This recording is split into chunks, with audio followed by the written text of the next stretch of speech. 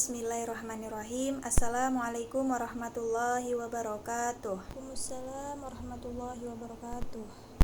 Alhamdulillah, segala puji bagi Allah yang telah memberikan kita kesehatan dan kesempatan sehingga pada hari ini kita masih bisa melakukan pembelajaran walaupun masih melalui daring dan kita menggunakan via Zoom meeting ini karena adanya pandemi. Nah, untuk anak-anak ibu sekalian, semoga di pertemuan pertama ini dan pertemuan selanjutnya kita bisa melakukan pembelajaran dengan sebaik mungkin. Untuk anak-anak ibu sekalian, sekiranya kalian bisa selalu semangat ya, walaupun hanya melalui via daring ini. Semoga kedepannya kita bisa kembali lagi berjumpa di kelas untuk melakukan pembelajaran. Amin amin ya rabbal alamin. Nah, baiklah untuk anak-anak ibu sekalian, apakah di sini sudah masuk semua teman-temannya yang lain? Sudah, Bu. Sudah ya. Jadi ibu akan mengabsen terlebih dahulu ya. Andresya Putra. Saya, Bu. Hadir. Syuhada El Syiraji. Saya, Bu. Intan Dwi Sagita. Hadir, Bu. Pandi. Saya, Bu. Rika Despiranti. Hadir, Bu. Rismayanti. Saya, Bu. Kiki Ramanda. Hadir, Bu. Baik, alhamdulillah ya hari ini hadir semua. Nah, jadi pada pertemuan ini ibu akan membahas tentang Asmaul Husna. Sebelum ibu yang menjelaskan nih, anak-anak ibu sekalian ada nggak yang tahu apa itu Asmaul Husna? Kalau ada yang tahu, silahkan angkat tangannya. Baik, kepada Rika bisa menjawab. Asmaul Husna itu nama-nama Allah yang baik, Bu. Nah, terima kasih, benar ya jawabannya. Jadi Asmaul Husna itu adalah nama-nama Allah yang baik. Beri tepuk tangan dulu. Nah, jadi itu kan nama-nama Allah yang baik. Untuk selanjutnya nama-nama Allah yang baik itu ada berapa sih? Asmaul Husna itu kan banyak kan? Ada yang tahu nggak berapa? Tidak tahu, Bu.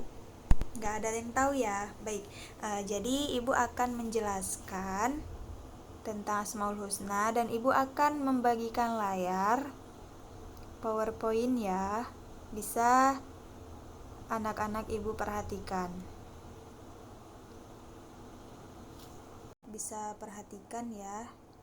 Di sini kita membahas tentang Asmaul Husna. Jadi kita akan membahas 10 nama Asmaul Husna, yaitu ada Al-Aziz, Al-Ghaffar, Al-Fattah, Al-Basit, ada Al-Adlu, ada Al-Hakim, ada Al-Qayyum, Al-Baru, Ar-Ra'uf, dan An-Nafi. Nah, di sini ada pengertian Asmaul Husna. Jadi tadi teman kita sudah menyebutkan bahwa Asmaul Husna itu adalah nama-nama yang baik atau nama-nama yang indah. Jadi di sini secara bahasa Asmaul Husna itu berasal dari bahasa Arab, yaitu dari kata al-asma'u yang artinya nama-nama dan al-husna artinya indah, agung atau baik. Jadi secara istilah Asmaul Husna adalah nama-nama yang indah atau yang baik bagi Allah Subhanahu wa taala yang menandakan keagungan Allah Subhanahu wa taala. Nah, di sini kan ada jumlah Asmaul Husna itu 99, tetapi kita hanya membahas 10 nama Asmaul Husna saja. Selanjutnya di sini ada hadis menghafal, memahami dan mengamalkan Asmaul Husna akan masuk surga. Hadis riwayat Bukhari dan Muslim. Nah, untuk asbabun nuzulnya sendiri, anak-anak ibu bisa perhatikan ya. Rasulullah SAW itu berdoa dengan menyebut nama ya Rahman ya Rahim. Maksudnya itu contohnya saja ketika kita sholat dan kita berdoa, setelah sholat kita berdoa, ya Allah ya Rahman, berikanlah kesehatan kepada orang tuaku. Nah, seperti itu ya. Dan ayat yang menerangkan tentang Asmaul Husna itu ada di dalam Quran surah Al-A'raf ayat 180. Nah, jadi ini ada pengertian dari 10 Asmaul Husna. Yang pertama ada Al-Aziz yang artinya Maha Perkasa. Jadi segala sesuatu takluk dan tunduk kepada Allah Subhanahu wa taala. Allah Subhanahu wa taala Maha Perkasa, tidak ada yang mampu mengalahkan Allah Subhanahu wa taala. Yang kedua ada pengertian dari Al-Ghaffar yang artinya Maha Pengampun. Jadi Allah Subhanahu wa taala ini mencintai hambanya yang bertaubat dan yang berusaha menyucikan diri dari dosa. Yang ketiga ada Al-Fattah yang artinya memberi keputusan. Jadi Allah Subhanahu wa taala Maha memberi keputusan terbaik untuk seluruh hambanya.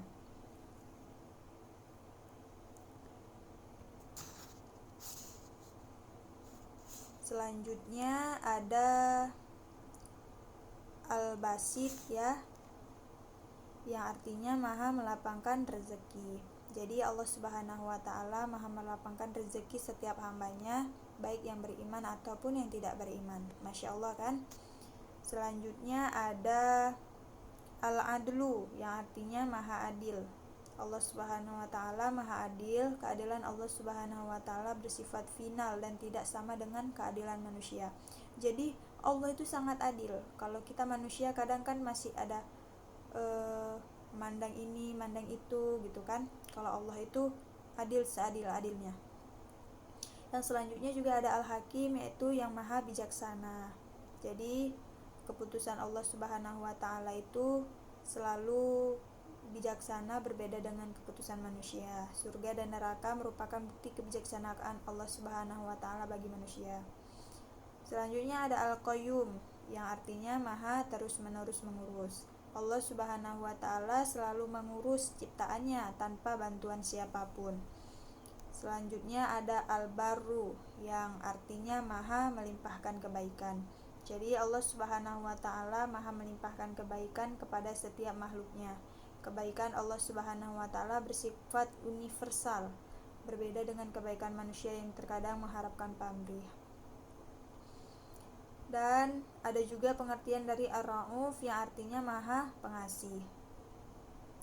Jadi Allah Subhanahu wa taala ini Maha Pengasih kepada setiap makhluk, terutama manusia yang beriman dan bertakwa kepadanya. Selanjutnya ada An-Nafi yang artinya Maha Memberi Manfaat.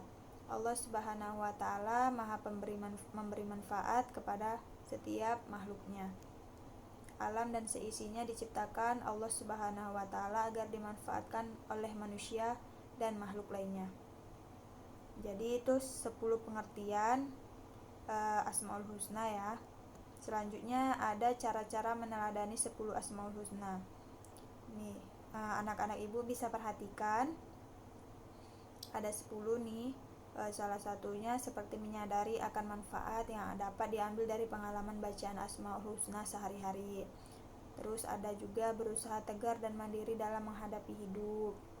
Terus berusaha menjadi orang yang dapat memberi manfaat bagi orang lain. Banyak ya, ini anak-anak ibu bisa perhatikan. Nah, kemudian di sini ada juga bukti kebenaran sifat Allah yang terkandung dalam 10 Asmaul Husna. Nah, nih ada seperti Al-Aziz, adanya langit dan bumi merupakan bukti kebenaran Allah Subhanahu wa taala yang bersifat Al-Azizi. Terus ada Al-Ghaffar, Allah Subhanahu wa taala mengampuni hambanya yang berdosa dan bertaubat kepadanya. Nah, ini bisa diperhatikan. Untuk Al-Basit juga ada Allah Subhanahu wa taala memberikan rezeki kepada setiap hambanya. Nah, baik, itu adalah paparan materi kita tentang Asmaul Husna. Jadi tadi kan udah Ibu share dan kita udah sama-sama melihat ya. Jadi setelah Ibu paparkan PowerPoint kita, anak-anak Ibu ada yang mau dipertanyakan tentang pelajaran kita hari ini? Kalau ada, silahkan bertanya. Assalamualaikum warahmatullahi wabarakatuh. Bu, saya Suhada. Saya mau bertanya. Tadi kan Ibu menjelaskan tentang pengertian Al-Fatah. Al-Fatah itu kan artinya memberikan keputusan kan, Bu? Jadi, bagaimana contoh Al-Fatah dalam kehidupan sehari-hari?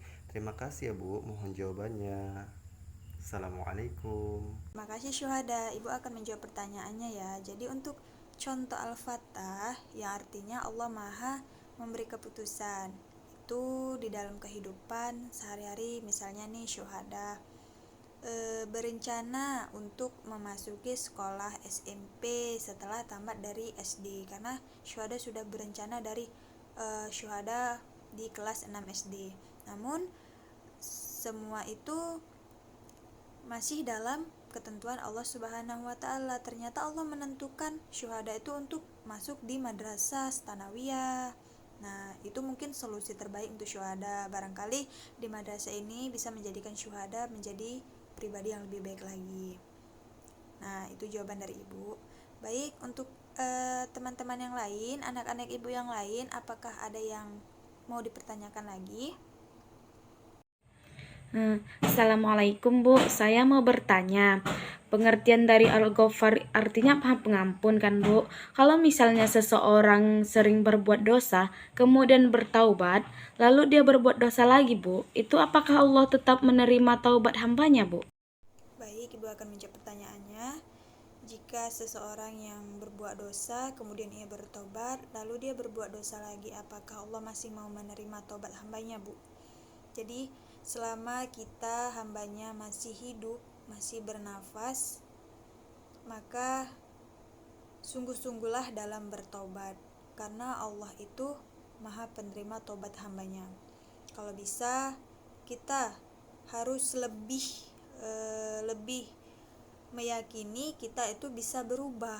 Jangan setelah kita bertaubat kemudian kita berbuat dosa lagi. Kalau bisa kita harus konsisten ya.